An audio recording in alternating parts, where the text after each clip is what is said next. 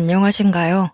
저는 흔히 지나가는 말로라도 예쁘단 소리를 들어본 적 없는 40대 후반의 이혼녀입니다. 그런 제가 전 남편에게 완벽하게 복수한 최고의 사연을 여러분께 들려드리고 싶어 이렇게 글을 쓰고 있네요. 그리고 만약 여러분도 저와 같은 상황이 된다면 저희 아빠처럼 현명하게 처리하셨으면 해요. 말했다시피 저는 여자 평균 외모보다 조금 딸리는 편에 속해요. 농담 아니고 부모님한테 말고는 정말 예쁘다는 소리를 들어본 적이 없거든요. 30대 중반이 될 때까지 모태솔로로 있었다면 말 다 한 거 아니겠어요? 예쁘다는 소리는 못 들어봤지만 귀에 딱지 앉을 정도로 많이 들어본 말이 따로 있었는데요. 제 부모님은 두 분 다 변호사이시거든요. 그래서 우리 집이 좀 넉넉하게 살았는데 과장 안 하고 재벌 딸이란 소리가 늘상 제 뒷공무니를 따라다녔어요. 저희 부모님께서 잘 나가는 주요 사기업 로펌 변호사이긴 해요. 친가 쪽, 외가 쪽 전부 다 한 자리 하시는 분들이 한 분 이상은 있는 괜찮은 집안이었죠. 그렇지만 저희 가네에서 그 누구도 제가 돈 많은 집 딸이라는 인식을 심어준 적은 없었어요. 제가 우리 집이 돈 많다는 걸 알게 된 건 사람들과 어울리게 되면서부터였는데요. 그 대표적인 것이 학교였죠. 친구들과 얘기하다 보면 자연스레 집안의 분위기나 사정, 부모님 직업 등 어느 정도 얘기를 하게 되잖아요. 학교 다닐 때 그런 식으로 생각 없이 대화를 나눴다가 소문이 쫙 퍼졌고 선생님들도 수업할 때면 한 번씩 언급하곤 했어요. 제가 법조인 딸이라는 걸 알고 제가 있는 반이라든지 제 앞에서는 학생들을 혼내거나 딱히 문제 삼을 만한 행동을 조심하기도 하셨죠. 학교뿐만이 아니었어요. 어딜 가나 그런 대우는 제 삶에서 당연하게 되어가더라고요. 정작 저는 재벌이라고 칭할 만큼 살고 있는지 잘 실감을 못했어요. 하고 싶은 걸 하고 살긴 했다만 그게 재벌 소리 들을 정도는 아니라고 봤거든요.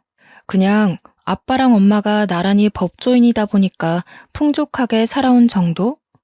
제 주변에는 사람이 늘 많았는데 저는 그저 제가 성격 좋고 매력적이라 받는 관심들인 줄 알았습니다. 그런데 아니더라고요. 다 제 돈 보고 접근하는 사람들 뿐이었는데 그게 남자들도 마찬가지였죠. 특히 남자들은 어디서 제 소문을 건너듣고 와서는 저한테 관심 있는 척 찝쩍거리곤 했는데요. 결국 마무리되는 대화의 방향은 전부 부모님 직업에 관한 이야기였어요.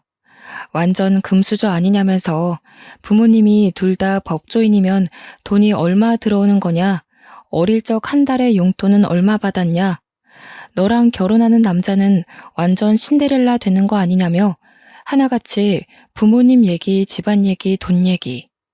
그건 아무리 눈치가 없더라도 상대방이 제게 관심 없다는 걸 알 수 있을 분위기였죠. 그게 당연하리만큼 익숙하게 자라온 저는 이젠 사람이 먼저 다가오면 무슨 얘기할지 감이 잡히는 정도가 되더군요. 한 번은 대학에 입학했을 때 그런 적이 있었어요. 부모님 직업을 일부러 숨겨보기도 했는데 저는 그때서야 사람들이 딱 저만 봤을 때 생각하는 이미지를 알아차릴 수 있게 되었죠.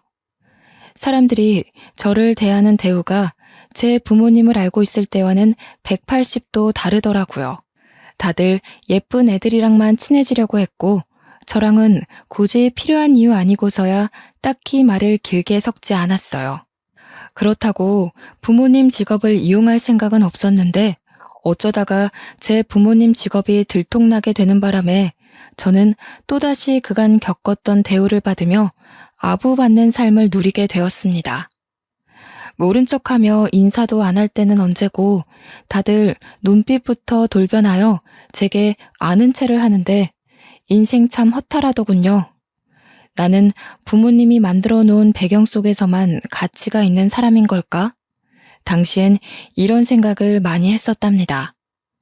그렇게 많은 관심 속에서 온전히 저라는 존재를 봐주는 사람 하나 사귀지 못하고 대학을 졸업하게 되었습니다. 다들 저보고 부모님이 변호사니까 나도 부모님 길을 따라가는 거 아니냐고 하는데 아니요, 절대요. 살면서 변호사라는 직업이 주는 파워를 충분히 느끼긴 했지만 저는 한 번도 변호사에 대해 갈망한 적이 없어요. 너무 가까이서 부모님이 하는 일을 지켜보다 보니 변호사에 대한 매력이 오히려 반감되기도 했고 또 직업 때문에 제 가치가 가려지는 것에 신물이 난 상태라는 게 이유일 수 있겠네요. 그렇다고 부모님을 존경하지 않는 건 아니에요. 어디까지나 사회에서 동경의 시선을 받는 위치에 있다는 건 멋진 일이니까요. 변호사가 어떤 삶을 사는지 대강 알아버려서 변호사의 매력을 못 느꼈을 뿐이에요. 또 저는 법처럼 머리 쓰는 것보다 오히려 몸 쓰는 거에 더 관심이 가더라고요. 그게 옷을 만드는 일이었는데요. 문득 TV에서 한 다큐멘터리를 보고 눈길이 가기 시작했었죠. 당연히 옷 만드는 일 또한 아이디어 싸움이라 머리를 사용한다지만 부모님이 주구장창 하는 글씨와의 씨름이 아니라서 좋게만 보였고 사람의 손에서 만들어지는 창작물들이 심지어 멋있기까지 했어요. 그렇게 전공과 관련 없는 옷 만들기를 한참 알아봤습니다. 부모님께 얘기해 의류학원까지 등록하게 되었죠. 저희 부모님은 늘 제가 하고 싶은 일을 하며 지낼 수 있게 응원해 주셨기에 반박은 없었어요. 저는 그렇게 아무런 정보 없이 무작정 의류 세계로 뛰어들었습니다. 관심 가지고 시작해서 그런지 모든 수업이 재밌었고 손가락을 움직이며 작업을 할 때는 머릿속에 있는 잡생각까지 싹 씻겨나가서 좋더군요. 저는 빠른 시일 내에 의류학원에 꽤 잘하는 우등생으로 언급되기도 하는 지경까지 성장했어요. 옷에 대한 걸 많이 공부하고 배우다 보니 자연스럽게 저를 꾸미는 것도 시도하게 되더라고요. 물론 호박에 줄 긋는다고 수박이 되는 건 아니라지만 아주 가끔씩 용됐다는 소리를 듣곤 했는데요. 스쳐가듯 빠르게 지나간 칭찬이라도 그런 말을 들은 날이면 온종일 기분이 좋아 들떠 있었습니다. 저는 의료일에 완전 매료될 수밖에 없었어요. 제가 뛰어난 창작물을 만들어낼 때면 부모님 배경이 아닌 온전히 저로 봐주면서 제게 박수 쳐주는데 그게 그렇게 자존감이 올라가더라고요. 이 의류 계열은 특히나 개성이 강한 곳이라서 아이디어가 제일 중요했지 돈이나 외모는 그 뒷순이라는 것도 제가 이곳을 좋아할 수밖에 없는 조건이었죠. 제 창작물이 사랑을 받을 때면 마치 저는 제 자신이 사랑받는 기분을 간접적으로 느끼곤 했어요. 그렇게 계속 패션 계통으로 깊이 들어가다 보니 점차 피팅 모델들도 접할 수 있는 기회가 많아졌는데요.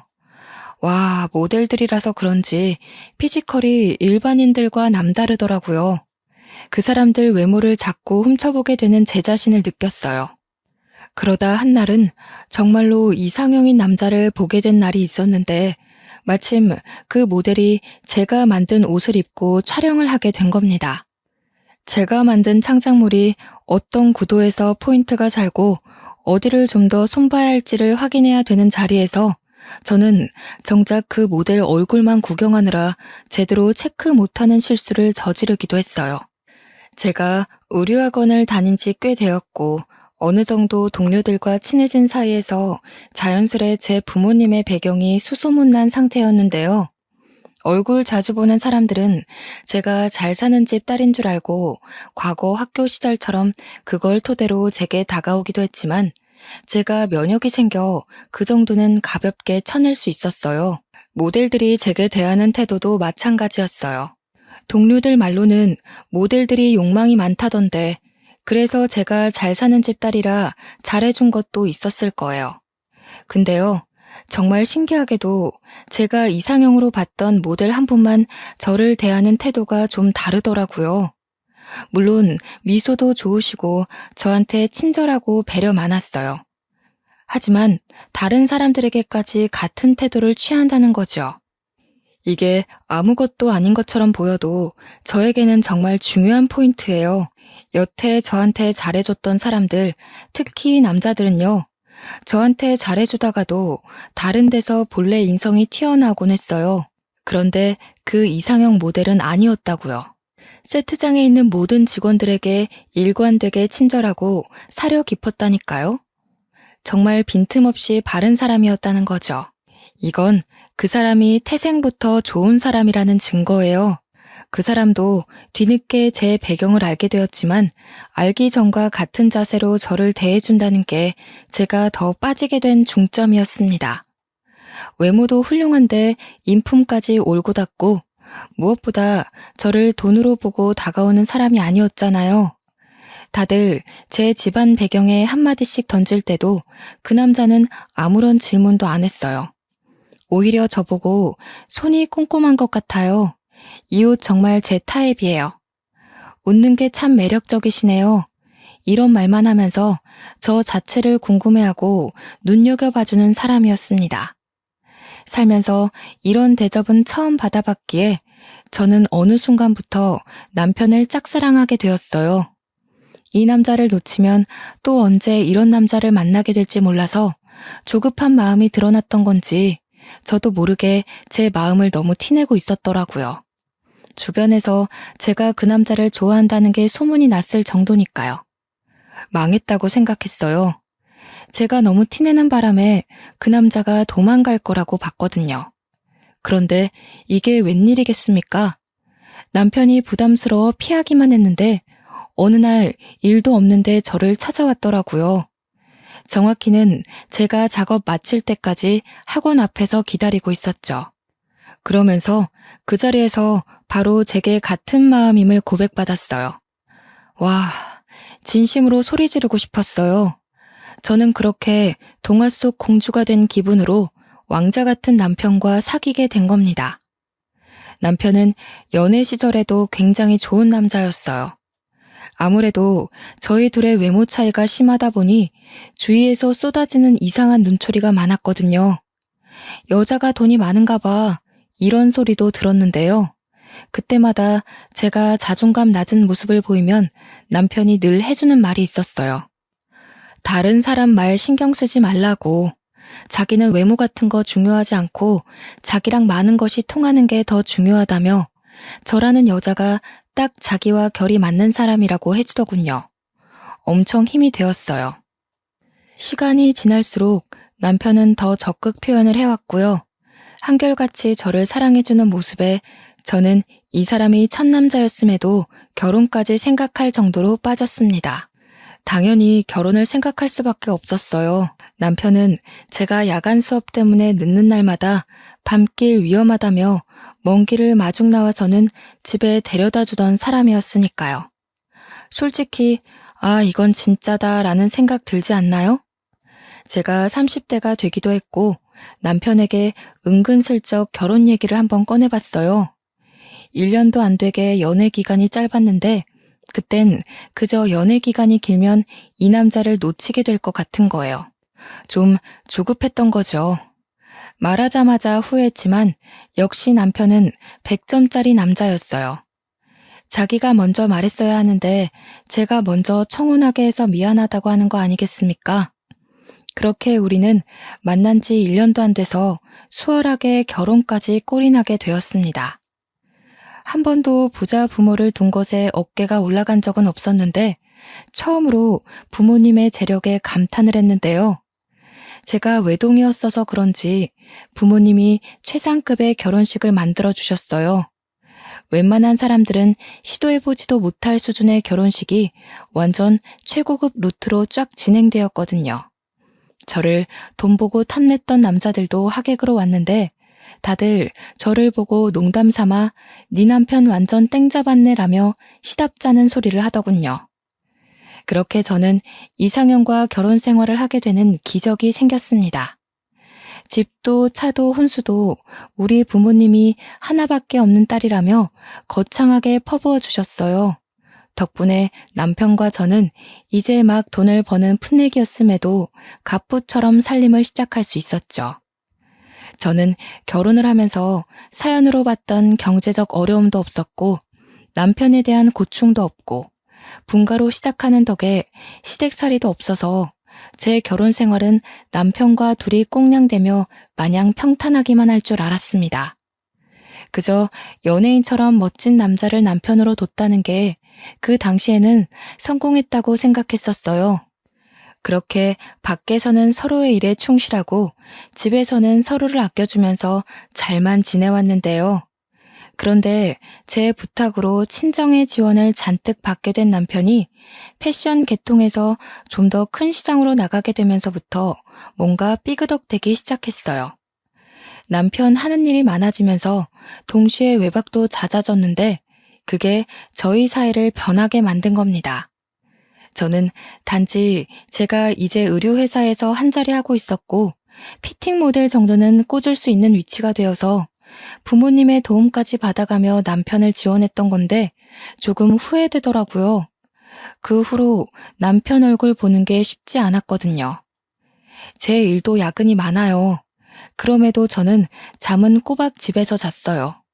저는 제가 모델 일에 대해 많이 알고 있다고 생각했는데 남편 외박에 대해 이해가 안 되는 부분이 생기는 것 보니까 아직도 알아가야 될 게 많구나 하는 생각만 하며 넘길 수밖에 없었죠. 그러다가도 홀로 자는 날이 일주일에 4~5번이 되니까 한날은 서운해서 남편한테 칭얼거려 보았습니다. 그랬더니 남편이 나 잘 되면 당신도 좋고 장인 어른이랑 장모님께도 떳떳한 사위 될 수 있어 좋잖아. 나는 하루빨리 잘 돼서 당신이랑 처갓집에 당당한 식구가 되고 싶어. 내가 이렇게나 든든하게 지원받고 있는데 아무런 성과가 없고 미래가 없다면 너도 장모님 장인어른도 속상할 거 아니야.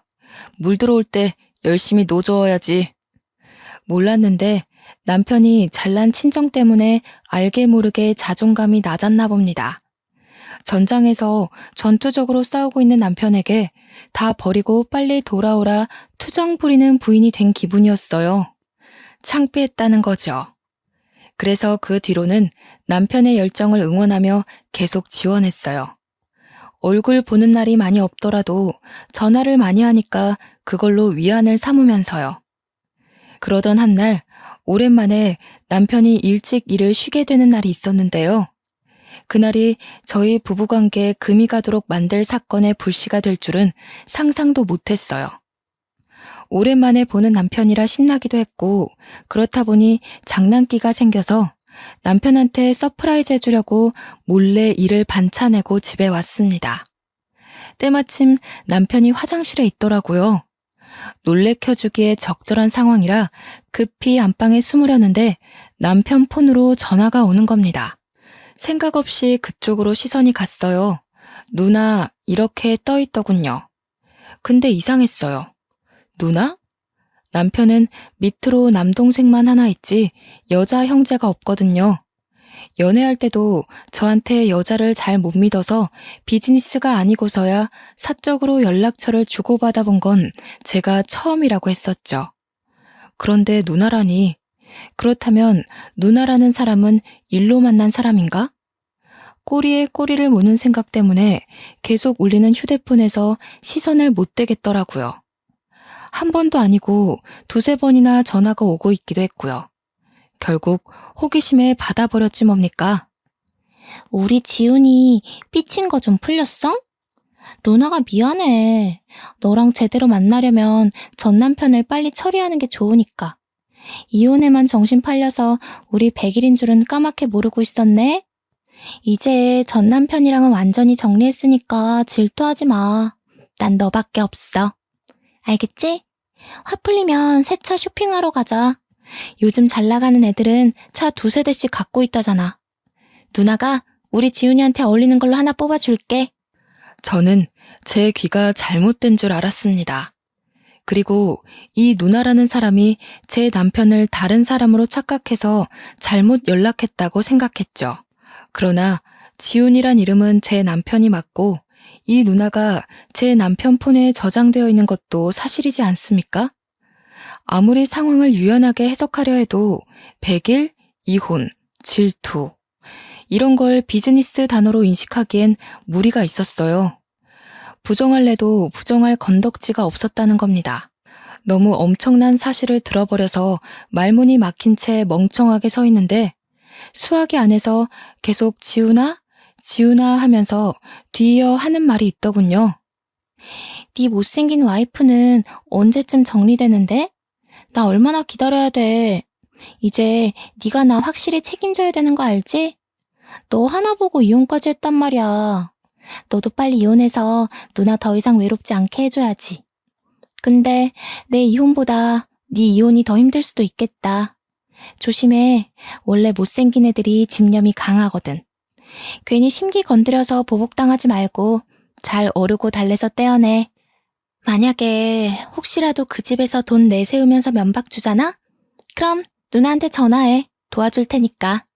누나 건물주인 거 알지? 응? 이러면 삐친 거 좀 풀려나? 저는 제 얘기가 나오자 더는 듣지 못하고 끊어버렸습니다. 끊고 났는데도 머릿속에서 못생긴 와이프, 이혼, 집념 이런 말들이 떠나질 않더군요. 그때 남편이 욕실에서 나오는 소리가 들려서 침대 위에 그대로 폰을 올려놓고 상황을 모르는 척 해버렸어요. 당시에는 그저 너무 당황해서 뭐든 아닌 척 해야 할 것 같았거든요. 저를 보자마자 남편이 좀 많이 놀란 것 같긴 했는데 여느 때처럼 언제 왔냐고 다정하게 물으며 보고 싶었다고 안아주더군요. 그렇게 보고 싶고 기다렸던 남편인데 누구보다 나를 사랑해주는 남편의 품에 안겼는데도 머리가 텅 비어있기만 했어요.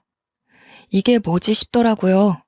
제가 들은 건 분명 명백한 사실이 맞아요. 그렇지만 어떤 반응을 보여야 할지 모르기에 일단 부정하는 방향으로 태도를 잡았습니다. 그 전화는 확인되지 않은 모르는 여자의 말이고 아직은 남편을 향한 일말의 신뢰를 놓기 싫었으니까요. 남편은 저한테 여전히 진심이고 잘하는데 저보고 볼 때마다 예쁘다고 해주고 결혼해줘서 고맙다고 하는데 절대 바람이 아닐 거라고 생각했어요. 그렇게 믿고 싶었던 것 같네요. 근데요, 이젠 정말 빼도 박도 못할 일을 목격하게 됐지 뭡니까? 그날 남편 폰으로 그런 전화를 받고 나서 신경 안 쓰고 싶어도 계속 그 여자 말에 신경 쓰이더라고요. 일할 때는 물론이고 언제 어디서 뭘 하든 한참 동안이나 그 전화가 제 머릿속을 지배하는 수준이었어요. 그러던 한날 회사에서 워크숍을 간다고 제가 1박 2일 집을 비우게 됐는데요. 워크숍을 갔지만 내내 컨디션이 안 좋았어요. 아무래도 그날의 일을 너무 신경 쓰는 바람에 일이나 모임에 전혀 집중을 못했고 그 때문에 끼니도 제대로 못 챙겼더니 갈수록 몸도 안 좋아지더라고요. 하늘 수 없이 양해를 구하고 워크숍을 일찍 빠지게 됐는데 여기서 제가 목격한 일이 참 충격적인 겁니다. 남편은 하도 일 때문에 외박이 많으니까 저도 일부러 집에 간다고 연락은 안 했어요. 남편의 경우 늘상 쉬면 쉰다고 말하는 사람인데 오늘 쉰다는 전화가 없었으니 당연히 집에 아무도 없다고 생각했죠. 오늘은 아무 생각 말고 푹 잠이나 자야지 하고 집에 들어갔는데 글쎄 남편 신발이 있는 거 아니겠습니까? 오늘 일 쉬나? 일찍 마쳤나? 그런데 왜 연락 안 했지? 온갖 생각이 들었지만 일단 들어가서 남편을 찾는 게 먼저라 생각했어요. 남편 목소리가 들리는데 안방 쪽이더라고요. 슬쩍 보니까 누구랑 통화 중이더군요.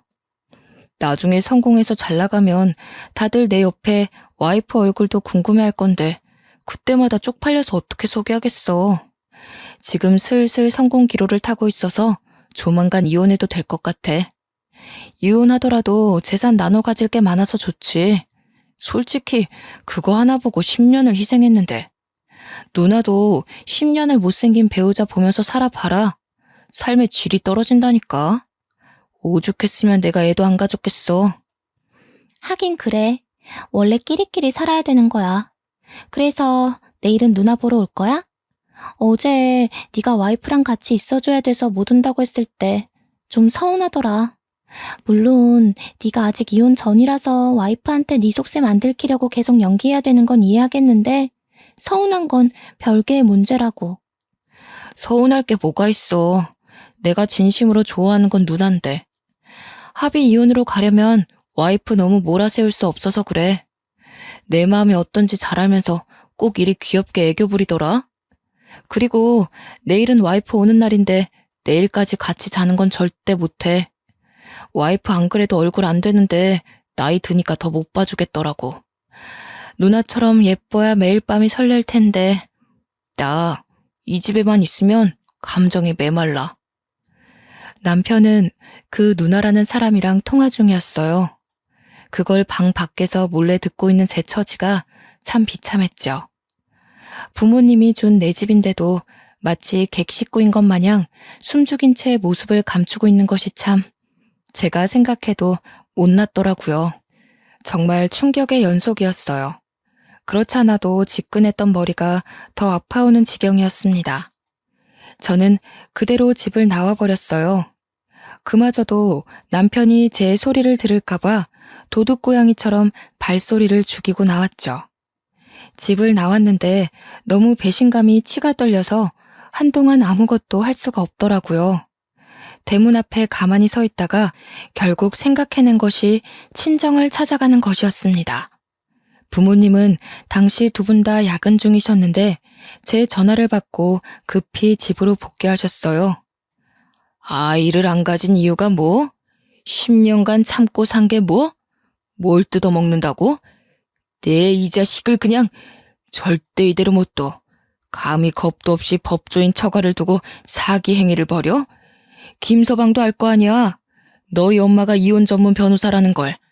그걸 알고도 그런 강큰 짓을 한 거면 그 대가가 얼마나 무서운지 겪게 해줘야지. 김서방 참 용감하기도 하네. 넌 왜 진작에 말 안 했어? 언제부터 혼자 그렇게 알았던 거야? 며칠 됐어. 솔직히 나랑 남편이 한 이불 덮고 산 세월 벌써 10년이잖아. 그 10년 동안 한결같이 나만 봐준 사람이고 남편이 바람 폈다는 걸 믿고 싶지 않았어.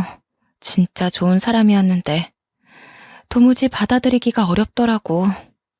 사실이 아닐 수가 없을 만큼 증거가 확실했는데 바보같이 그런 꼴을 보고도 아니라고 믿고 싶었어. 이거 당연히 이혼할 수밖에 없는 거지? 사실 그게 좀 무서워. 나 사회적으로 도태되는 건 아닐까? 네 탓 아니야. 그런 뒤 구린 놈들은 작정하고 마음 먹은 놈들이기 때문에 일반인들이 구분하기 어려워. 그래서 사기 결혼 당하는 케이스도 엄청 많고. 그래도 걱정 마. 딸, 부모가 둘이나 변호사인데 뭐가 무서워. 사실 집이랑 차랑 너네한테 들어간 비용 전부 우리가 대주겠다고 한 이유도 이거야. 내 딸이 이혼까지 안 가고 잘 살면 좋았겠다만 만일을 대비하는 것도 나쁘진 않으니까. 재산 분할해서 김서방이 가져가는 몫은 없을 거라 타격 좀 받을걸. 재산 노리고 결혼한 사람이라면. 친정 부모님이 변호사인 게 이럴 때 도움이 되더군요. 아무 생각이 없는 저와 달리 대처 방법이나 조언을 구할 게 참 많았어요. 친정 부모님은 화를 내면서도 금방 침착하게 대안을 짰습니다. 심지어 결혼 전부터 혹시 모를 이혼을 대비하고 저희 부부에게 일부러 더 지원해줬다는 말에 좀 놀랐네요. 한 번 더 부모님을 존경하게 되었죠. 친정 부모님은 일단 저보고 남편한테 티 안 낸 거는 잘했다고 했고요. 그 뒤부터 내내 방법을 알려주었어요. 저는 부모님이 시킨 대로 그날 밤 친정에서 자고 다음날 아침 남편한테 연락했습니다. 정말? 내년에 그 건물 시세가 그렇게 폭등해? 그러니까 내년에 그 건물에 로펌 사무실이 쫙 들어선다는 거지? 장인어른께서 주신 정보면 정확하겠네. 거기 입지 조건이 변호사들 사이에서 유명했구나. 장인어른께 꼭 감사하다고 전화드려야겠다. 너무 감사하잖아. 우리 집 생각해서 같이 먹고 살자고 이런 귀한 정보도 알려주시고. 사실 그 건물은 시댁 형편에 매매하기 부담스러운 비용이었어요. 그런데도 작년 건물 시세보다 조금 저렴한 비용으로 매매가 가능하다고 했더니 남편이 빚을 내서라도 사겠다는 겁니다. 억만장자 보장이라는 말에 홀랑 넘어간 것이죠. 이렇게 돈에 눈이 먼 사람이라는 것이 티가 나는데 제가 그동안 단단한 콩깍지가 씌었었나 봅니다. 남편은 평소에도 저희 친정 부모님 정보를 맹신하는 수준으로 믿었어요. 그래서 제 말에 의심도 없이 쉽게 넘어갔을 거예요. 남편이 돈에 미쳐서 저를 이용했으니 이런 정보를 던져주면 덥석 물 거라는 확신은 했는데요. 막상 그걸 한번 확인하는 셈이 되니 마음이 좀 씁쓸하긴 하더군요. 결국 남편은 바로 다음날 시댁에서 돈을 빌리면서까지 그 건물을 매입하게 되었습니다. 시댁은 대출까지 내서 남편이 그 건물을 살 수 있게 보태주었고요. 그리고 그때부터 저는 한동안 남편이 상간녀와 바람피는 증거를 모으면서 시간을 보냈어요. 정말 남편 앞에 단 한 톨의 재산도 남지 않도록 부모님이랑 잘 모의하여 일을 벌여갔죠. 그 와중에도 종종 집에서 남편과 시간을 보낼 때면 남편은 한결같이 제게 연기를 하였어요. 건물 정보 알려줬더니 요즘은 외박도 좀 줄었더라고요. 그러고 보니 그렇네요. 남편은 제가 친정으로부터 얻은 부동산 정보가 있거나 이름 있는 모델 회사의 계약권을 얻어올 때면 외박이 줄고는 했어요. 남편에게 마음이 식으니까 남편이 연애 시절처럼 웃는 모습도 그저 욕망 덩어리로만 보이더군요. 참 웃긴 일이죠. 저는 모든 준비를 마쳤고 친정에서 시키는 대로 때를 기다렸습니다. 그러다 아주 기가 막힌 타이밍이 찾아왔는데요. 제가 이혼을 요구하고 모든 걸 내려놓기에 딱 알맞은 날이었어요. 이 과정에서 참 어처구니 없었던 일이 또 있었는데 바로 시댁에서는 남편과 상간녀가 불륜을 저지르고 있는 걸 알고 있더군요. 우연히 엿들은 남편과 상간녀의 통화 때문에 알게 되었습니다. 심지어 한두 번이 아닌지 상간녀가 아주 며느리처럼 시어머니를 어머님으로 모시고 있었고 시댁과 만남의 자리를 가지게 된 그 모습이 저와 있을 때보다 훨씬 자연스러워 보였죠. 저희 엄마는 의뢰인 때문에 오지 못했고요. 아빠가 저와 동행해 주었는데요. 어디 잔치라도 났는지 한참 신나 있던 시댁으로 저와 아빠가 들이닥치니 시댁 식구들이 전부 당황하는 거 아니겠습니까? 남편을 밤마다 설레게 했던 상간녀 낯짝도 시댁과 같이 깜짝 놀라 있더군요. 여보, 갑자기 여길 어떻게 왔어? 장인어른께서는 이 시간에 어떻게... 제가 받은 연락이 없거든요. 밤늦게 갑자기 무슨 일이세요? 딸내미가 별 볼 일 없는 남자한테 바람 맞았는데 우리 아빠가 무슨 일로 여길 왔겠어. 참고로 우리 아빠 오늘은 당신 장인어른으로 온 거 아니야. 내 변호사로 같이 온 거야. 나 오늘 당신이랑 이혼할 거거든. 뭐라고? 이혼? 우리가 이혼을 왜 해? 변호사는 또 무슨 말이고. 도대체 무슨 소린지 하나도 모르겠어. 당신 무슨 일 있었어? 어제까지만 해도 같이 저녁 맛있게 먹고 잘 잤잖아. 안녕하세요, 사돈댁. 결혼식 후로 처음 뵙네요. 이혼 합의 때문에 들렸습니다. 식사는 나중에 하셔도 되지요? 우선 거실로 나와주시겠어요? 그나마 다 같이 앉을 수 있는 공간이 거실밖에 안 되네요. 이혼이라니요? 무슨 말씀하시는 건지 모르겠는데요. 사돈, 저희 아들이 뭐 실수라도 했나요?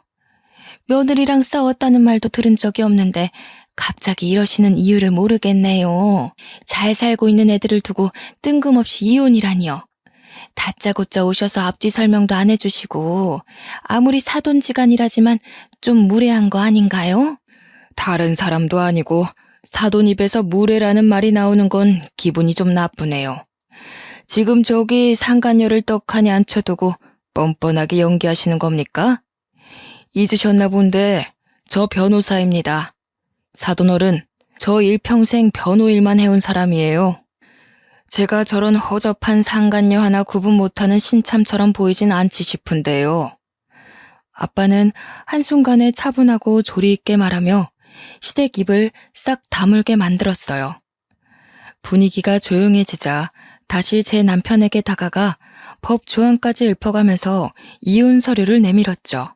무슨 말씀이세요, 장인어른? 그런 게 아닙니다. 장인어른이 생각하시는 그런 방향 아니에요. 불륜이라뇨. 제가 아내를 두고 어떻게 그런 오해세요? 오해? 자네는 내가 호구로 보이나? 내가 자네 같은 사기꾼을 한 달에 300명 이상을 만나는 사람이야. 그 더러운 기질 하나 못 알아봐서 상황을 이렇게까지 끌고 왔을 것 같아? 우리가 겨우 하루 의심해서 이러는 걸로 보여? 내 딸이 자네가 불륜 행위 싸지르는 거 증거까지 차곡차곡 모았는데 여기서 대화로 따지고 싶은 말이 많지만 우리 딸이 또 상처받게 할 수 없어서 그것까진 참는 거야. 상간녀를 앞에 두고도 뻔뻔하게 아닌 척하는 시댁 식구를 보니 아빠도 저도 열이 받을 수밖에 없었어요. 화가 난 아빠는 변호사 체면까지 내려놓으며 법으로 협박을 하더군요. 시댁 전체를 거짓골로 만들고 싶지 않으면 당장 합의 이혼 진행하자고 겁을 준 거죠. 아빠가 협의 절차를 줄줄이 설명하다가 재산 얘기까지 뻗쳤는데 시댁은 정말 겁을 먹고 꿀먹은 벙어리가 되어 있었습니다. 하긴 뭘 알아야 저희 아빠한테 대항을 하겠죠. 잠깐만요. 장인어른, 이렇게 이혼하시면 장인어른 쪽에서도 손해일 텐데요? 저처럼 가진 것 없는 사위한테 재산 나눠주기 아까워서 잠이나 편히 주무시겠어요? 변호사시면 더 잘 아실 거 아닙니까? 딸을 더 괴롭게 만들 셈이신가요? 남편은 아빠한테 약간 겁을 먹은 것 같았지만 뒤지지 않고 대응을 하더라고요. 아빠 입장에선 뭣도 모르는 법을 가지고 변호사인 자기를 어설프게 협박하려 드는 남편이 그저 우스웠을 겁니다. 아빠는 상황 파악 못하고 어깨를 으쓱거리는 남편한테 대고 네가 가지게 될 건 아무것도 없다고 설명을 해주었어요. 무식한 남편은 전문 용어에 크게 흔들리면서도 나름 들리는 대로 들었을 텐데요. 상속, 증여, 재산 분할 안 됨. 이런 걸 듣고 대충 파악하는 것 같더니 이제야 지 처지를 제대로 자각했나 봅니다. 몹시 당황하더라고요. 거기다 대고 제가 한 번 더 쐐기를 박았죠. 당신이 매입한 그 건물 내년부터 처분론이 들어갈 계획이야. 당신이 돈 때문에 나를 속여서 결혼을 진행했잖아. 그게 얼마나 더러운 기분인지 알게 해주고 싶더라고. 나도 당신 엿먹으라고 거짓 정보 알려준 거야. 워낙 경력 좋은 사기꾼이라 안 속을 줄 알았는데 금방 넘어오길래 좀 그렇더라. 당신이 그렇게 쉽게 속으니까 내가 이런 어설픈 사기꾼 하나 못 알아채는 눈먼 장님 같잖아. 남편은 이미 공포에 질려있는 얼굴이었어요. 자신이 저와 이혼하면 정말 한 푼도 떨어질 게 없다는 걸 온몸으로 느끼고 있는 모습이었죠. 다짜고짜 제 손을 잡으면서 꼬리를 확 내리는 태세를 보이는데 이성적인 매력이라곤 정말 다 떨어져 버리더군요. 피지컬이 멋있고 좋으면 뭐하나요? 돈 앞에서 개가 되는 걸. 여보, 이혼이라니. 우리 한 번도 싸운 적 없이 10년을 살아왔잖아. 우리가 왜 이혼을 해? 응? 당신, 나 안 사랑해? 나는 아직도 10년 전처럼 당신만 보면 설레는데 당신은 아니야? 나 많이 좋아해줬잖아. 남편이 안절부절하며 곧 거짓골이 될 자신을 모면하고자 애를 쓰고 있을 때였어요. 쥐죽은 듯 가만히 있던 상간녀가 뜬금없이 나서서 남편과 저를 갈라놓더라고요. 아, 돈 많다고 유세 부린다던 처가댁이 이 사람들이구나? 변호사 그거 얼마나 번다고요? 돈으로 협박하는 거면 저도 만만치 않게 대응할 수 있어요. 저 건물 2개나 있는 사람이거든요. 이 남자 제가 먹여 살릴 수 있으니까 사람 돈으로 깔보는 짓 그만하세요. 돈으로 협박하는 걸로 보이세요? 지금 법으로 협박하는 겁니다. 그쪽이 내 남편 껍데기에 빠져서 불륜 저지르던 증거물이 내 손에 있다고 했죠? 깔끔하게 해결되길 원하신다면 적당히 눈치 보고 빠지시죠. 이혼도 하셨다는 분이 남의 가정 파탄낼 만큼 낯짝 두꺼울 입장은 아니잖아요? 그쪽 전 남편은 당신이 바람나서 이혼당한 거 알고는 있는지 모르겠네. 뭐라고? 웃기는 년이네. 여기서 내 이혼 얘기가 왜 나와? 뭐 이런 모저리 같은 게 다 있어. 생기다 만 것처럼 생겨서는. 너 왜 지훈 씨가 외박 많이 했는지 아니? 지훈 씨가 너보고 상간녀가 입을 싸게 놀리려는 순간 남편이 나서서 상간녀의 입을 틀어막는 바람에 상간녀의 말이 끊어졌어요. 남편은 상간녀를 제게서 멀리 떨어뜨린 후 다시 저와 아빠한테 절절매기 시작했습니다. 저와 이혼하면 집, 차, 누리던 것 모두 다 뺏기고 심지어 큰돈 들여서 산 건물은 재산 분할 대상에 속한다고 하니 미치기 시작하더라고요. 자기가 가진 건 건물밖에 없는데 그걸 저한테 나눠주는 게 아깝기도 했을 겁니다. 남편은 자기가 불리한 상태라는 걸 잘 알고 있었어요. 그 똥마려운 강아지 같은 마음이 시댁 식구들에게도 전해졌나 봐요. 시댁도 뒤늦게 상황 파악하고 사돈어른 우리 사이에 왜 이러냐고 자기 아들이 워낙 모자란 애인데 잠깐 미쳐서 실수를 했다면서 태세 전환을 하는 거 아니겠어요? 그러더니 갑자기 옆에 있던 상간녀를 집에서 나가라고 독촉하며 내쫓기까지 하는 겁니다. 상간녀가 남편한테 도움을 청하며 소리를 질렀다만 남편은 들은 척도 안 하고 저한테만 매달려 있었어요. 남편은 지금 자기 앞날과 상관없는 건물주 여자가 필요한 게 아니었으니까요. 시댁에서 대출까지 받아 건물을 샀는데 이대로 저와 끝나면 빚만 생기는 거잖아요. 사랑이고 뭐고 눈앞에 닥친 빈털터리 신세 때문에 목숨을 오가는 상황인데 상간녀가 눈에 들어오겠습니까? 길게 끌어봤자 사돈 쪽이 명백히 불리하고 손해를 보게 될 겁니다. 그간의 인정도 있고 사돈 체면 생각해서 애들 관계를 합의 이혼으로 마치려고 하는 거니까 협조해 주시죠. 이쯤에서 정리하는 게 제일 무난한 해결이란 걸 아셨으면 좋겠네요. 얼른 도장 찍게, 김서방. 장인어른, 제가 어떻게 하면 용서해 주시겠어요? 다시 생각해 주시면 안 될까요? 제가 정말 잘못했습니다. 다시는 와이프 두고 다른 생각 안 할게요. 근데 이대로 끝나면 저희 집 진짜 거지 돼요. 굶어야 될지도 모른다고요. 자네 때문에 내 딸이 버린 세월이 무려 10년이야. 더 좋은 남자 만나서 살림 꾸려나갈 수 있는 기회를 막은 것도 자네 때문에 10년이나 걸렸어. 내가 진작에 알아보지 못해서 우리 딸이 이런 몹쓸 짓을 당한 것 같아 괴로워 미치겠거든. 네 장모 되는 사람은 지금 의뢰인 때문에 같이 못 왔는데 그만으로도 다행인 줄 알아. 나보다 네 장모가 더 피도 눈물도 없는 사람이니까. 사돈, 제가 애를 잘못 키웠어요. 제가 대신해서 이렇게 싹싹 필 테니까 우리 애는 한 번만 봐주시면 안 될까요? 정말 다시는 이런 일 없도록 혼쭐을 내놓겠습니다. 예?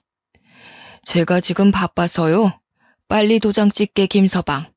한 번만 더 같은 말 반복하게 하면 합의 이혼 접고 소송 들어갈 겁니다. 다들 그걸 원하시는 겁니까? 싹싹 빌던 남편은 거의 울면서 결국 도장을 찍었고 졸지에 시댁에 빚만 안겨준 불효자식이 되어버렸습니다. 상간녀도 당연히 소송했는데 이건 엄마의 도움이 컸어요. 시댁에 가서 초토화내지 못한 한을 상간녀 소송으로 풀더군요. 이혼 절차는 모두 마무리가 되었는데 제가 며칠간 고생하며 얻은 증거물을 왠지 법으로만 쓰기가 아깝더라고요. 저도 참 매정한 사람이었죠. 남편의 마지막 밥줄까지 끊어버리고자 패션 계통 사람들에게 모조리 뿌려버렸습니다. 제가 발 담그고 있는 이 계열의 단점이 워낙 입소문 빠르다는 거였는데요. 그런데 지금은 너무 큰 장점이 되어버렸네요. 남편 망하는 건 한순간이었고요. 남편과 함께 얼굴 팔린 상간녀 신상도 다 털렸다고 합니다. 이상형이면 뭐예요? 다른 놈들이랑 똑같은 도둑놈이었는걸. 이런 사람인 줄 알았으면 이상형이었어도 연애조차 안 했을 겁니다.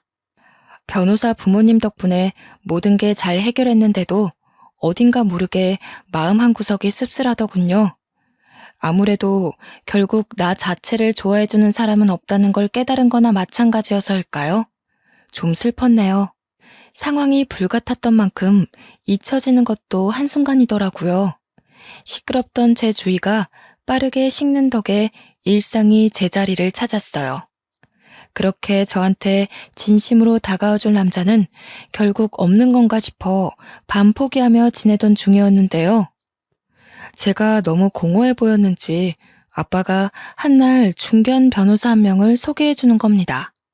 딱히 연애를 하고 싶었던 건 아니었는데 아빠 생각해서 그냥 자리에 나가봤어요.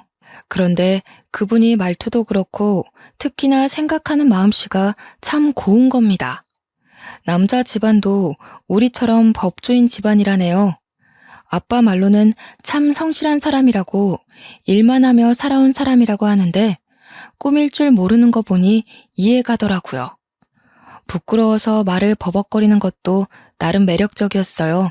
변호사는 아무리 긴장되는 상황이라도 말 안 더듬을 줄 알았는데 서로 통하는 게 많았는데 이건 전 남편처럼 인위적인 게 아니더군요. 그래서 자연스레 마음이 열렸고 지금은 서로를 존중하며 2년째 만남을 가지고 있습니다. 솔직히 아직도 사람 잘 보는 기준이 뭔지 모르겠어요.